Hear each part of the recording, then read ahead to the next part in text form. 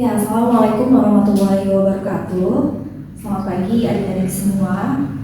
Alhamdulillahirrahmanirrahim, pada kesempatan kali ini kita bisa bertemu ya di dalam kelas bahasa Indonesia. Nah, karena ini pertemuan pertama kita, pertama-tama perkenalkan nama kakak Siti Alia. Kalian bisa panggil Kak Alia. Ya, senang sekali rasanya bisa bertemu dengan adik-adik semua. Semoga adik-adik di sini dalam keadaan sehat ya. Gimana? Sehat kan kabarnya semuanya? Alhamdulillah. Ya, semoga selain sehat, adik-adik juga dalam keadaan prima ya, dan juga bahagia, sehingga nanti bisa mengikuti kegiatan pembelajaran hari ini dengan optimal. Oke, kalau gitu untuk mengawali kegiatan pembelajaran kita, mari kita berdoa terlebih dahulu. Semoga apa yang nanti kita pelajari bisa bermanfaat bagi kita semua, dan adik-adik juga dimudahkan dalam memahami materinya. Berdoa dimulai. Amin ya rabbal alamin. Berdoa dicukupkan. Oke, selanjutnya kita masuk ke pembelajaran ya. Materi pembelajaran yang akan kita bahas kali ini berkaitan dengan soal yang diujikan di UTBK. Nah, tentunya adik-adik sudah tidak asing dengan UTBK, dan di UTBK sendiri ada beberapa subtes yang berkaitan dengan materi bahasa Indonesia. Di antaranya ada PPU dan PBM. Nah, materi yang akan kita bahas hari ini berkaitan dengan penggunaan tanda baca dan kalimat efektif gitu. Nah, silahkan dibuka modulnya ya, nanti kita akan bahas soal yang ada di modul. Kalau dilihat dari soal yang nomor 1, kira-kira ada pertanyaan tentang apa? Penggunaan tanda baca. Oke, kalau dilihat dari teksnya, ada tanda baca apa yang dipakai di sana?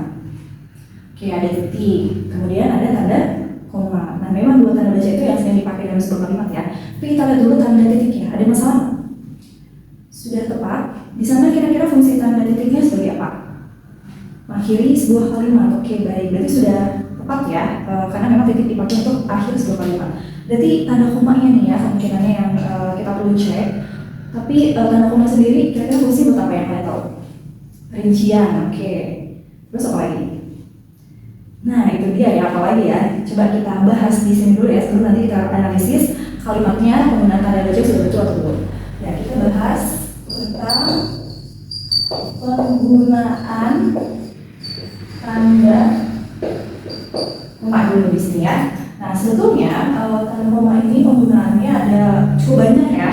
Nah, tapi yang akan kita bahas di sini penggunaan tanda koma yang sering dipakai, di antaranya ada 3 ya. Yang akan kita bahas pertama, tanda komanya biasanya dipakai setelah keterangan yang ada di awal sebuah kalimat ya. Biasanya kan kalimat itu diawali oleh subjek atau predikat. Nah, tapi ada juga kalimat yang diawalnya ada keterangan. Nah, bagaimana cirinya? Biasanya keterangan itu diawali dengan konjungsi atau preposisi. Nah, contohnya, karena sakit dia tidak sekolah. Nah, coba kita lihat ya, di sana ada tanda koma dan kalimat ini diawali oleh konjungsi karena gitu. Jadi kalimat ini tidak didahului oleh subjek berarti ya, karena kemungkinannya subjek itu tidak didahului oleh konjungsi. Berarti memang di sini ada keterangan karena sakit, berarti itu keterangan di awal kalimat, dan komanya berfungsi sebagai pemisah antara keterangan yang dari awal kalimat dengan subjek predikatnya gitu. Jadi nanti mencari subjek predikatnya ada di setelah koma. Oke, itu penggunaan yang pertama. Kemudian penggunaan yang kedua bisa kita lihat fungsi tanda koma di sini dipakai sebelum konjungsi. Nah, biasanya apa tuh bedanya? Ada 2 jenis konjungsi yang dia itu pakai koma sebelumnya, yaitu ada perincian dan koordinatif. Nah, 2 jenis konjungsi ini munculnya di tengah-tengah ya, jadi sebelumnya kita pakai koma. Nah, ada aja untuk konjungsi perincian biasanya akan singkat, jadi dia hilang ke SMA untuk memudahkan mengingatnya. Nah, ya ke SMA apa aja tuh kira-kira ya?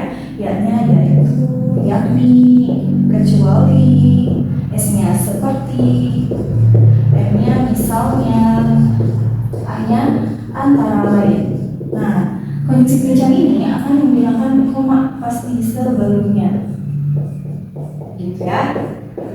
Nah, jadi bisa dari ingat ya, konjungsi perincian. Kemudian ada konjungsi koordinatif, biasa dipakai untuk menghubungkan sebuah kata atau klausa dalam kalimat yang cukup setara ya. Ini juga bisa kita singkat jadi SBMPT. Ya, S-nya ada sedangkan, kemudian bahkan, melainkan, padahal, tetapi. Nah, sama juga ya seperti yang tadi perincian, konjungsi koordinatif ini juga sebelumnya dipakai koma gitu. Jadi ini ingat konjungsinya ada apa aja. Kemudian yang ketiga, biasanya penggunaan koma juga tadi yang disebut di awal sebagai apa coba? Ya, di sebuah kalimat perincian ya, untuk perincian. Oke, apakah semua perincian pakai koma? Itu yang tidak. Biasanya perincian yang betul lebih dari 2. Ya, jadi kalau misalnya cuma 2 yang dirinci, ya tidak perlu pakai koma. Contohnya, ibu membeli jeruk, apel, dan mangga, gitu ya. Nah, di sini ada berapa yang dirinci? Ada 1 jeruk, 2 apel, 3 mangga. Berarti ada 3 hal yang dirinci dan sebelumnya kita menggunakan koma, ada 2 koma ya sebelum konjungsinya dan juga ada koma satunya lagi. Oke, sekarang kita lihat di soal nomor 1. Kira-kira penggunaan tanda koma ini sudah betul atau belum ya? Di kalimat satunya, di sini ada koma setelah pada umumnya. Nah, kira-kira fungsinya sesuai nggak ya tadi kita bahas? Di sini ada pada itu termasuk preposisi betul dan berarti ini memang keterangan yang ada di awal kalimat ya. Berarti fungsi koma di sana sebagai keterangan awal kalimat, jadi betul ya. Kemudian kalimat 2, sebelum kecuali ada koma. Nah, tadi juga kita sudah bahas ya, dia termasuk konjungsi perincian, betul ya. Berarti ini betul juga komanya. Kemudian di kalimat 3, apakah setelah bahwa menggunakan koma?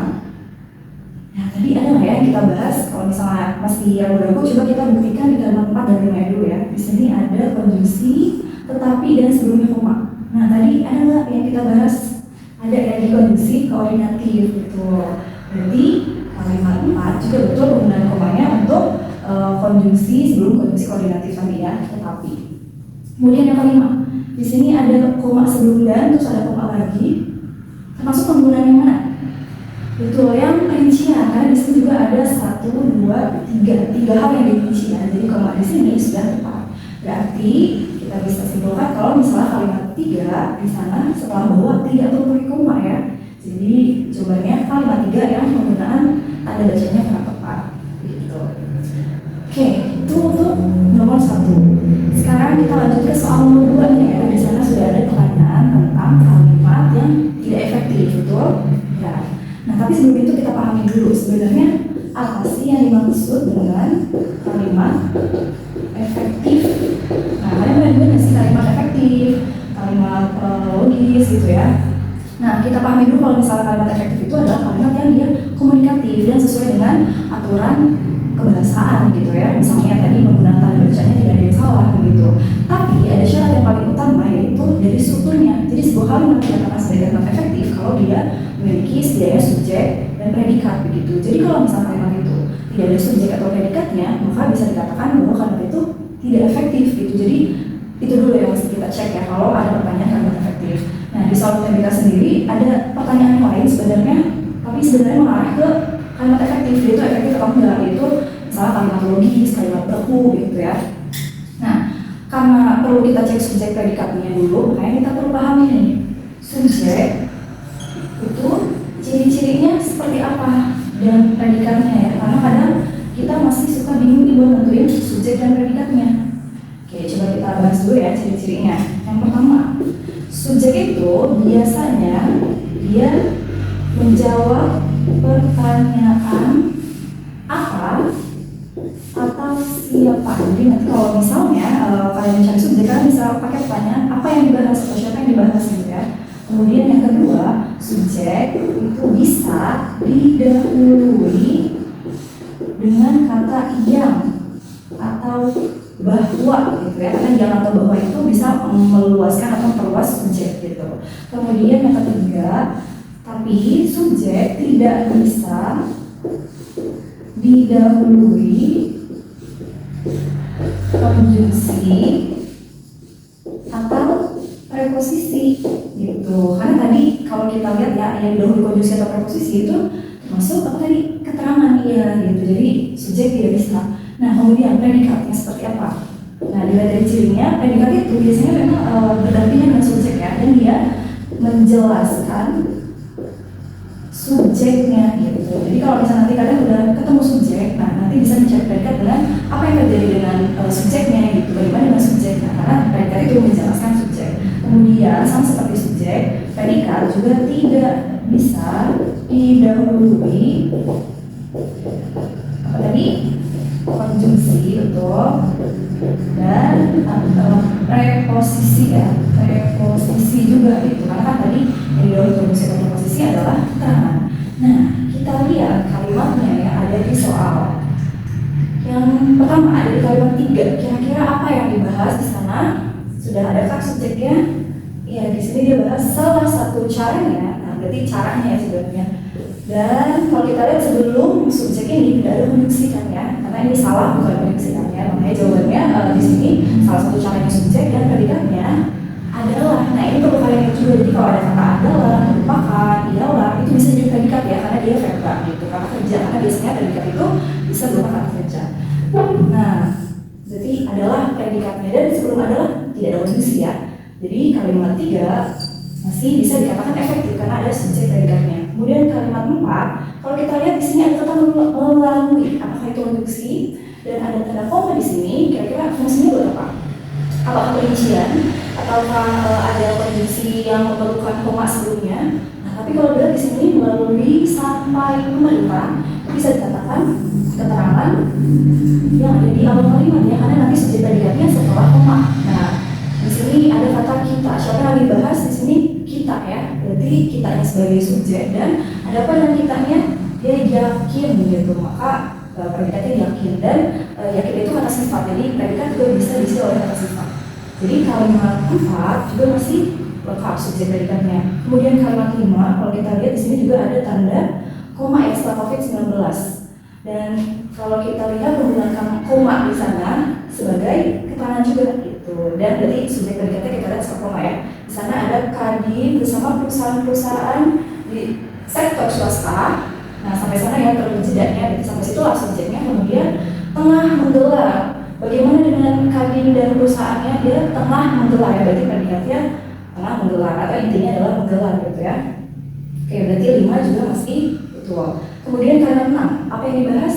Langkah tersebut ya, langkah tersebut subjeknya, betul. Kemudian predikatnya menjadi. Nah, ini juga masih lengkap subjek predikatnya. 3, 4, 5, 6 sudah kita cek dan semuanya lengkap. Berarti kemungkinannya kalimat 7 ya. Coba kita buktikan. Di kalimat 7 di sini ada koma lagi dan ada kata melalui seperti kalimat 4. Apakah ini juga sama sebagai keterangan? Ya, betul ya. Di sini melalui program vaksinasi yang dilakukan tersebut. Nah, itu sebagai keterangan juga ya, dan dipisahkan dengan koma. Berarti subjek predikatnya setelah komahan harusnya. Tapi coba kita lihat di sana ada konjungsi maka. Bisakah jadi subjek? Ya, seperti yang tadi kita bahas ya, dia tidak bisa didahului konjungsi atau preposisi, maka akan menjadi apa? Keterangan, betul. Berarti untuk pertanyaan tadi yang kalimat tidak efektif ada di kalimat 7 ya, karena tadi dia tidak memiliki subjek dan predikatnya begitu. Jadi untuk pertanyaan kalimat efektif ini bisa kalian cek dari segi strukturnya dulu. Oke, itu tadi yang sudah kita bahas terkait penggunaan tanda koma dan kalimat efektif. Untuk penggunaan tanda koma tadi diingatkan lagi fungsinya untuk apa aja ya, yang tadi sudah kita bahas ada 3 penggunaan yang sering muncul. Kemudian untuk kalimat efektifnya bisa kalian cek tadi dari segi subjek predikatnya sudah lengkapkah atau ada yang kurang gitu ya. Dan untuk pemahaman subjek predikat ini sangat penting ya, karena nanti di soal UTBK ada lagi tipe soal yang lain, misalnya menanyakan pola kalimat. Nah, itu penting juga bagi kita pahami subjek predikatnya gitu. Jadi kalau misalnya masih bingung, dilatih lagi ya, karena nanti kalau sudah terbiasa akan lebih mudah untuk mencarinya gitu. Oke, kalau gitu kita sudah sampai di penghujung kegiatan hari ini dan metode pembelajarannya. Kita akhiri pertemuan hari ini dengan membaca doa kafaratul majelis. Subhanallah, terima kasih atas semua. Semoga tadi apa yang sudah dipelajari